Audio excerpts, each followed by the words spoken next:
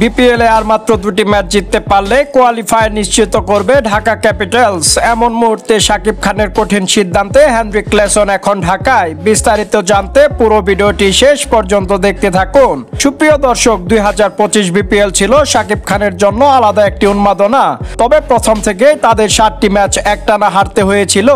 পরে অবশ্য 3টি ম্যাচে জয়লাভ করেছে তারা। এখন পর্যন্ত ঢাকা ক্যাপিটাল ম্যাচ খেলেছে মাত্র 10টি। তবে আর 2টি ম্যাচ রয়েছে ঢাকা ক্যাপিটালের জন্য। এই 2টি ম্যাচ জিততে পারলে একটু সমীকরণের দিকে লক্ষ্য করলেই হয়তো কোয়ালিফায়ার নিশ্চিত করবে ঢাকা ক্যাপিটাল।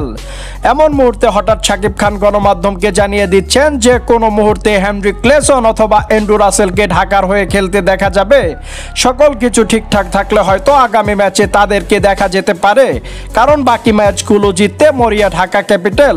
ঢাকা ক্যাপিটালের মালিক আরও জানিয়েছেন, আমাদের বাকি রয়েছে আরও 2টি ম্যাচ। এই 2টি ম্যাচে ভক্তবৃন্দরা আমাদের খেলোয়াড়দের ঝলক দেখবে।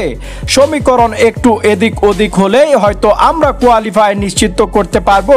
প্রিয় ভিউয়ার্স, আগামী ম্যাচগুলোতে ঢাকা ক্যাপিটাল কি পারবে টানা 2টি জয় তুলে নিতে? অবশ্যই কমেন্ট করে জানিয়ে দিবেন। ধন্যবাদ।